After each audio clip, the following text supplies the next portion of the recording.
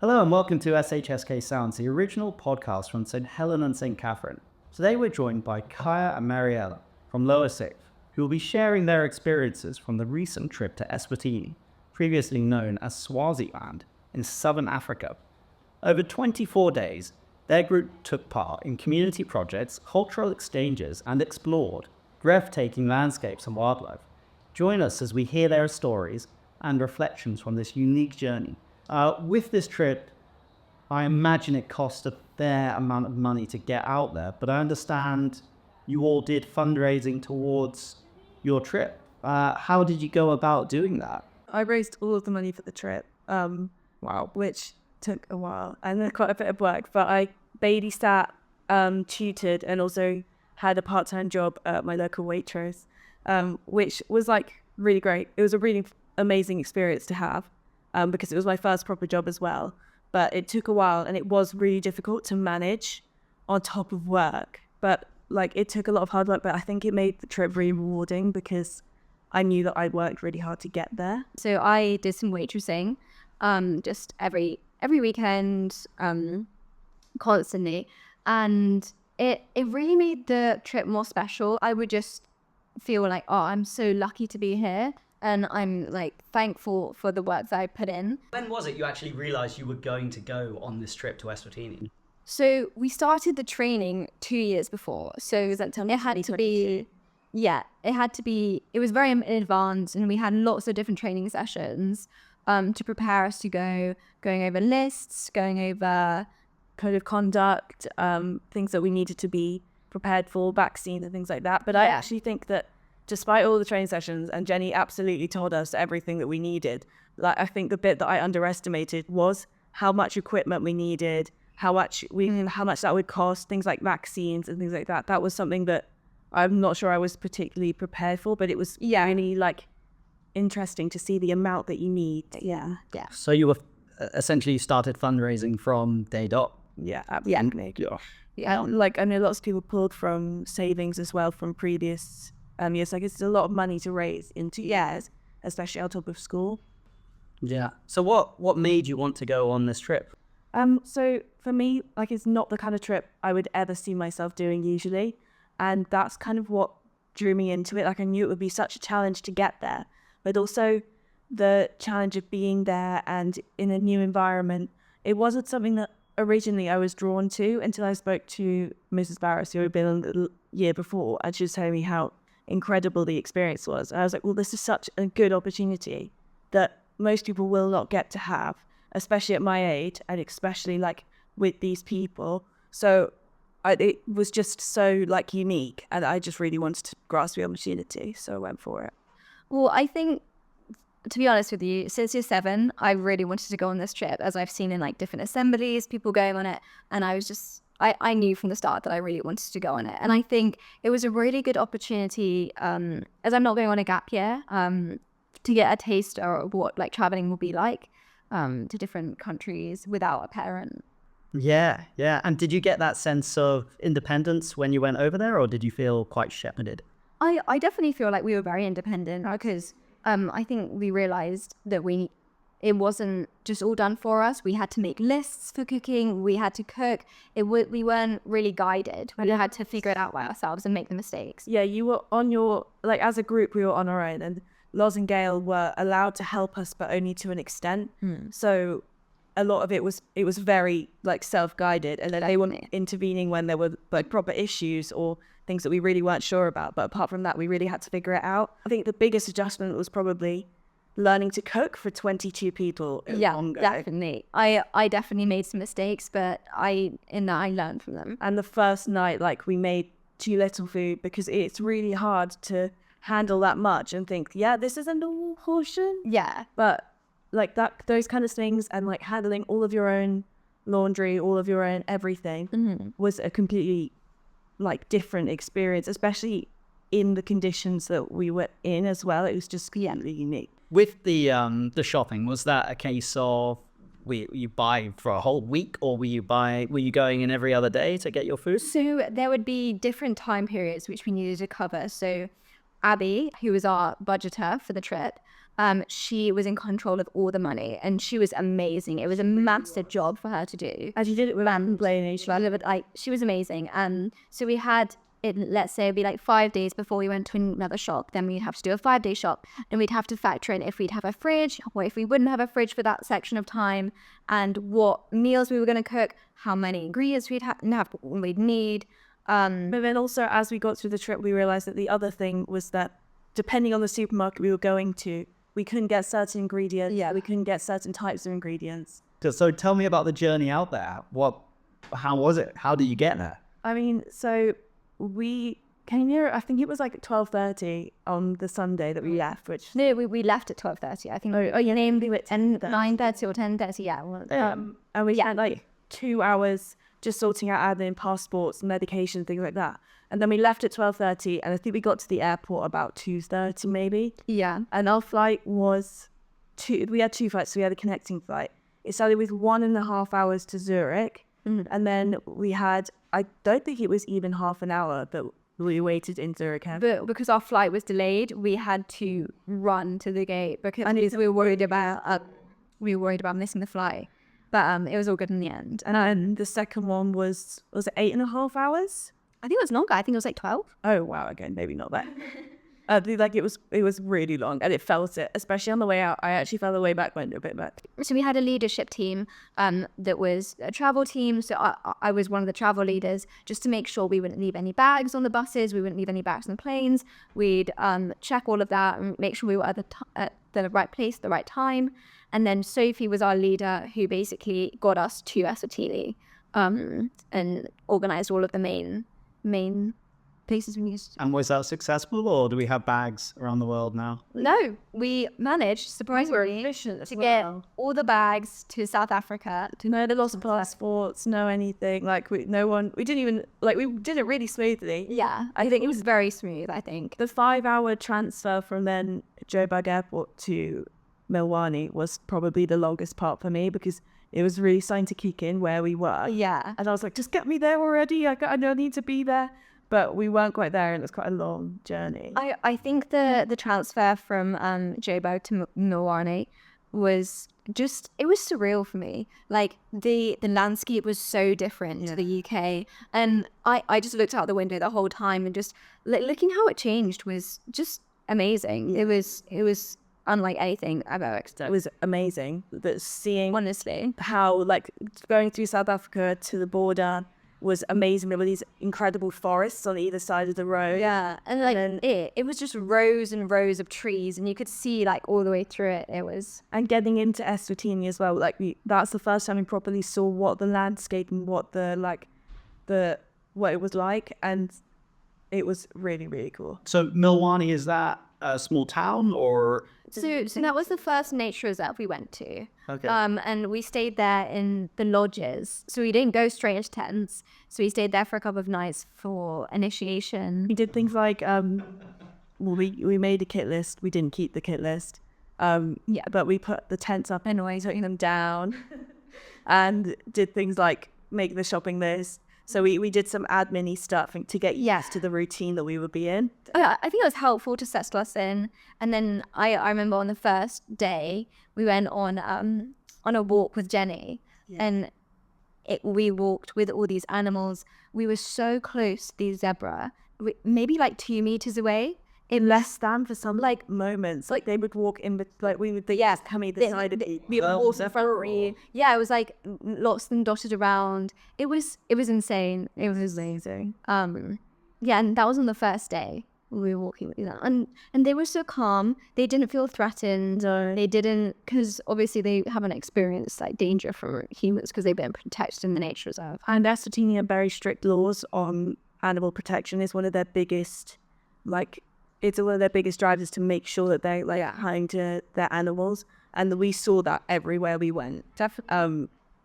Even in the village we were staying in, the headmaster would get the boys at the school to collect grass to feed to the cows, because they just cared so much about it. Cool. That's actually one of my next questions for you. Did you do much work with regard to conservation? Yes. So after we left Milwani, we went to In Belize. In Belize, that's right. As in, I think for me anyway, like, because we had quite a long transfer from Milwani to Umbuluzi, and we got there, and everyone was quite like ready to get there, put up tents, and have a nice evening.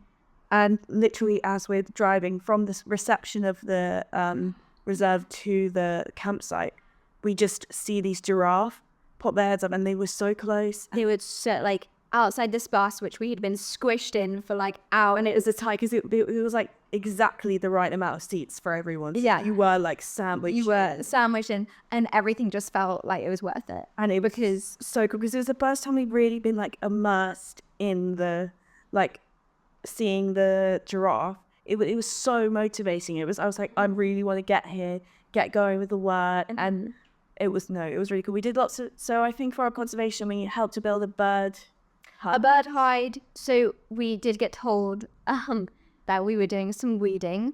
It definitely wasn't weeded. We were pulling trees out of the ground. Yeah. Okay. But On the side of the cliff. on the side of a cliff. But again, nothing like I've ever experienced. We were described, it was pulling out weeds. And then we took this trailer to this spot in the middle of nowhere. And then they're like, yep, this is it. We're here. And we were like, what? And we climbed down this cliff. Yeah. And it was really cold in the mornings there. Like really cold. It's like -2 degrees. So we were in like full-on hats, like woolly hats. Loads of layers. Trousers tucked into your socks, like the full work. And we had to pull out these plants from the roots, and they weren't just plants; they were full-on trees. Which, yeah, it was quite strenuous work, but I really felt achieved at the end of the day. Why were you going after these trees in particular? Because they were very invasive, and they had this running competition in the area, and these specific trees give people hay fever-like symptoms, so they wanted to get rid of as many as they could. Okay, but everyone survived there and they were toppled off the cliff. We actually had no illnesses or injuries the whole time. We had that one bout of everyone getting a bit ill. Yeah, And then one other food poisoning incident. Yeah. But that was it. Like, we didn't have a huge amount of issues with our health. But I think for anyone wanting advice going to Eswatini is definitely hygiene. Hygiene and hand sanitizer is a really, really crucial thing. Because we were so on it from the start. Yeah. That meant that we didn't have any slip-ups, and we didn't have any like, oh no, all this bacteria is in the food. We cooked everything well. We washed our hands regularly. We stored everything well, and we would always use hand sanitizer regularly. Now, I could talk about the wildlife all day, but I'm going to let you pick one, or your favorite moment of when you were on safari or watching these animals. I knew mine, but Go for it. okay. So definitely mine was at Eswatini, another nature reserve we went to, and it was after like a hard day's work. We'd been traveling, we were all really tired, and we got to have a really nice warm shower, and Which was rare. we'd been like 10 days at a place where having a shower was It wasn't even guaranteed. Yeah. But we had a nice warm shower, and it was such a nice sunset, and we were all just reading our books in front of the watering hole, which was just there were 2 small barbed wire in between this watering hole where so many animals were. There were baby rhino, there were like giraffes, there were hippo, and then while we were reading, this elephant just came down to the watering hole, and it was surreal. It was amazing, and it was so relaxing, and yeah, it was like nothing I've ever experienced. Incredible. Yourself, Mariella? I think, well, my favorite animal has always been a giraffe. So, and I'd never seen one in real life before, not even like at a zoo or anything. So, like that moment where we first saw them, but also that moment that where I think we spotted like 27 in one drive. And it was amazing. That was probably my favorite bit. And they got close as well. And we even had the opportunity to get out of the car and walk among them. It was so cool.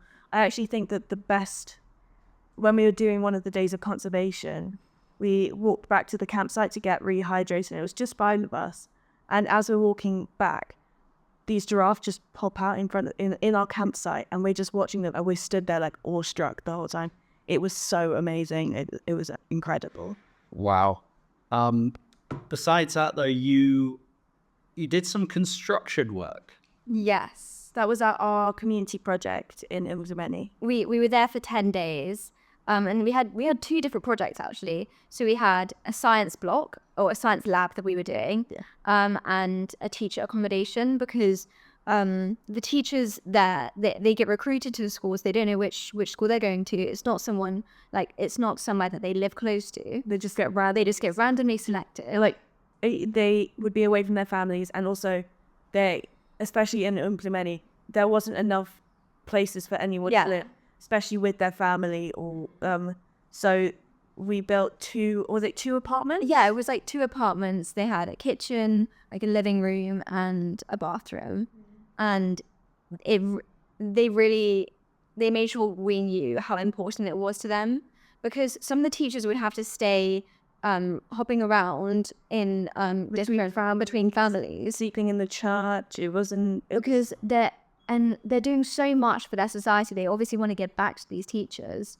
So it felt really good knowing that we were giving them an opportunity to make it. I think this project was my favorite part of the trip, and it was honestly the bit I was looking least forward to, because I was worried about the physical challenge of it, and also just the experience that I was going to have, and it was incredible, and it really, like, I learned so much from it. I enjoyed it so much. It was really great. The important thing to mention as well would be the opening ceremony, which was part of our which was part at the end of our 10 days, which we organised with the school. Actually, it was kind of like we had to put forward some things. We did like a poem, we did a song.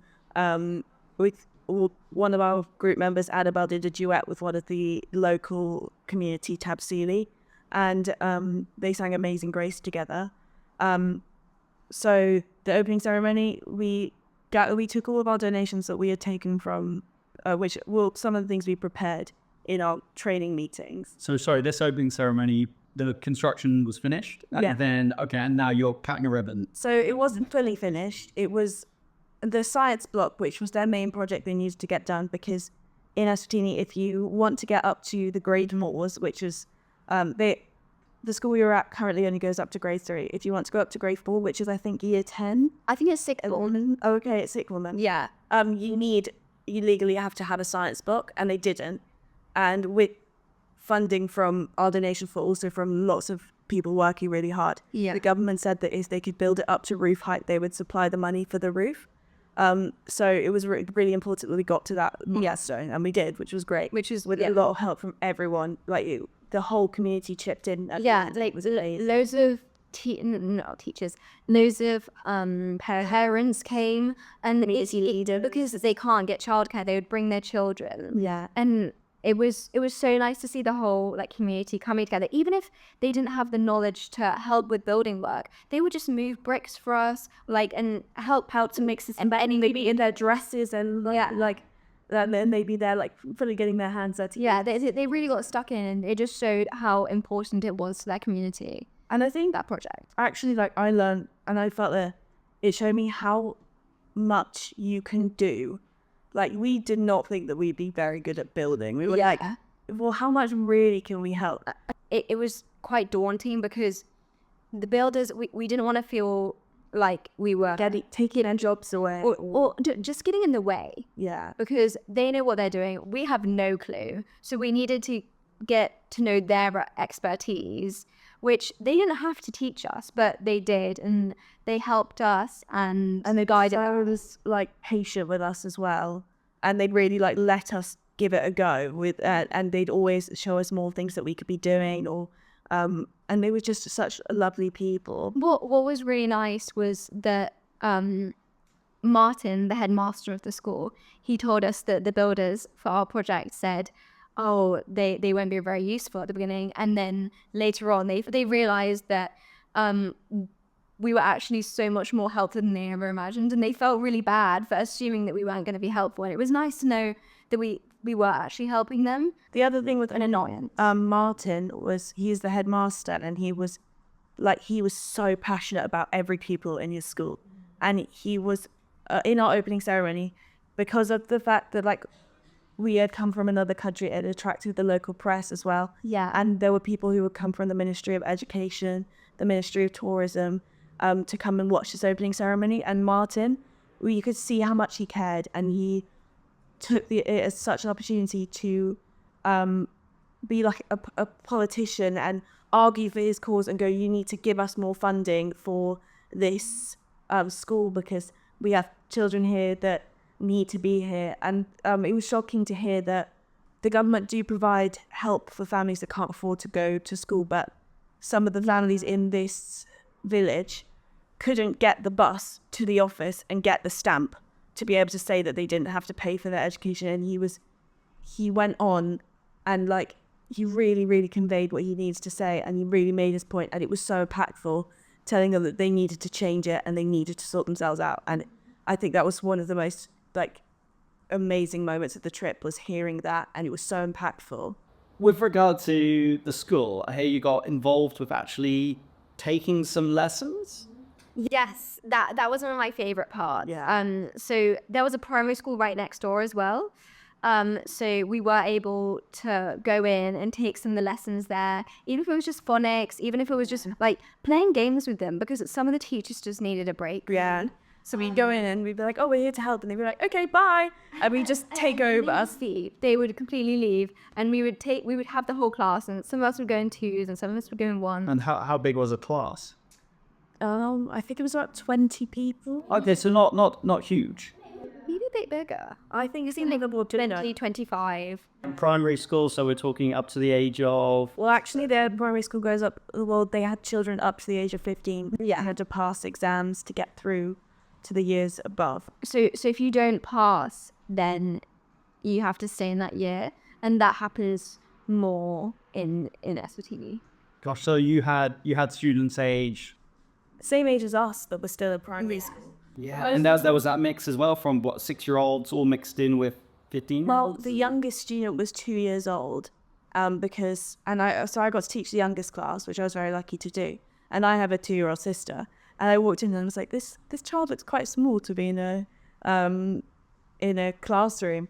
And I was speaking to the teaching assistant, and she said, yeah, well, here the preschool is much more expensive than the primary school. So some parents can't afford to send their kids to the preschool, so instead they just put them straight into primary school. So this 2-year-old was in a class with like these 4 and 5-year-olds, and it was such a crazy thing to see. It was really... So what were you teaching? But in some of the older classes, like grade 5, grade 6, we would read with them. So they did have some like textbooks and some books. So you'd read the stories with them and help them, and like then we go around and they would read to us, and it was nice. It was a really nice experience. And then at the end of every lesson, we'd open the door and they'd all run out into the like field, and we play these massive games of like duck goose. Well, I stuck in the do the hokey cokey with them, and they loved it. Every time you went there, they were like, "Can we play the hokey cokey?" And you walked to the gates, and literally like 20 kids would run up and hug you, and it was like the sweetest thing ever. They were so lovely, and they were just so excited to see us. And it was nice if you went to the same class, like not every day, but more than once. They would remember you, and it was nice to like create relationships with them, kind of. And on our last day, everyone got pens and they write their names on our arms so that we could see their names. It was very sweet. It really brought me down to earth when I was over at the primary school and there was a fire, because in winter the grass is really, really dry. So it, with any like spark, it just catches fire like that, and it spreads really fast. And some of the students would bring in little mirrors, and they would like set them deliberately. But the teachers didn't like help, because they all, not that they weren't helping, but they're keeping the other kids back. Keeping the other kids back, and they just went out. They wet all the branches, got buckets of water, and were like batting the fire. It's like 10, 11-year-olds. Yeah, and it really like took me aback at how mature they are and how that's their normal way of life. It's like that's another fire, sure. Yeah, And they said that happens really, really often. And I tried to help, but they knew obviously a lot better than I would. You broke down on several occasions. So on the yes, it did break down a couple of times. We had to even on the way to church on one of our final days. Yeah. It broke down. We were all in our really posh outfits, in our like white linens, and we would have to push this bus. We'd all have to push it, and then he managed to start the engine again. And then when we got to the church and we'd had the service, it wouldn't start up. So they had to get their car. We had to and then it just showed how much of a community Khomeini was, because the bus driver just hooked the bus up to one of the cars of the locals, and he let him obviously start his car, and then did he let him take the battery? Yeah. So it was the battery of this car was taken and put in the bus, so we could just get back to the campsite, okay? And it just showed the sense of community and how close knit everyone was, which is really. How your horse riding? It was a nice thing to close off the trip on, because it was our last activity. And it was just very calm, very chilled out. It was nice. So you also swinging around in trees? Yes. Zip lining? Tell me about that. So we just arrived we'd been driving for ages, and we were in this really hilly area, and we got into where the zip lining was, and we were like, okay, this is nice, but it was very open. There were no trees anywhere. Yes, where is the zip lining? And we got lifts in the back of these backies up to this like top of this hill, and then we all had our harnesses on, and we took us to like this hill, and we walked down, and then we were walking across these platforms that were like on the side of this hill, and this is when we start to see some trees and everything. But it's really scary because we're not like hooked up to anything yet until we get to the actual zip line, and we're like on these really narrow like platforms, and the edge of the cliff is beside. And then we got there, and we got to go down these zip lines, and it was really lovely because it was one of our last days, so it was a nice, just like relaxing, because it wasn't intense, it wasn't like adrenaline rush, but it was quite like, it was just nice to see the view and go back and forth. Well, because we were like zip lining over the valley, we zip line back and forth, so we stop at each point. There are about 12 zip lines. Yeah. And it was a lot of fun, actually. It was a lot of fun. And we had this like walk back up to the top of the hill, which was quite intense. That was intense, because we were walking up this really steep hill, and it was really hot, and it wasn't an easy trek up that hill, and you had the extra weight of all the other money. Yeah. And then I ended up like having my hands out, just like climbing up, because it was just quite intense. Has this trip changed the way in which you see the world? Has it broadened your horizons, would you say? I think it has. I feel a lot more motivated by everything. Like me and my family have like decided that we're going to start raising donations, because I was so inspired by the people I met and the places that we went to. I just want to be able to like contribute like that as well and share that with other people. But I also think it made me quite optimistic towards like myself and the group and what we can achieve. And because it was a challenging trip, because especially being with the same people for 25 days, having mistakes go wrong and things go right as well, it was hard to stay positive the entire time. Definitely. So I'm just like optimistic as to what we could do all together and how we can work as a group. But also like I'm just so grateful that we got the opportunity to go, and I know how hard lots of us work to get there, but having Sense Earth provide the opportunity, but also having Gail and Loz being there supervising us and like keeping us motivated and positive the whole time. Like I'm just so grateful for everything that they did for us, and I'm so grateful to the people that we met for sharing, being so open to us and being so kind and like welcoming. It was amazing. Well, I think Mariella covered everything really well. I think it did really push our boundaries, definitely, but it also showed and proved to us how much more we can endure than we thought we ever could. I definitely did a lot of hard stuff in in Eswatini. I agree. And it was a hard trip. And I'm going to be honest, it was hardcore. Yeah, it really was. But I learned so much about myself, about other people, and how I deal with other people, especially being a leader. That was really helpful. I think it was an invaluable trip, and I'm so glad that I went on it. And I'm thankful for everything that let it happen, really. Well, I gotta say, I'm really envious. But sadly, this has got to come to an end now. Yes. Because you guys need to get home.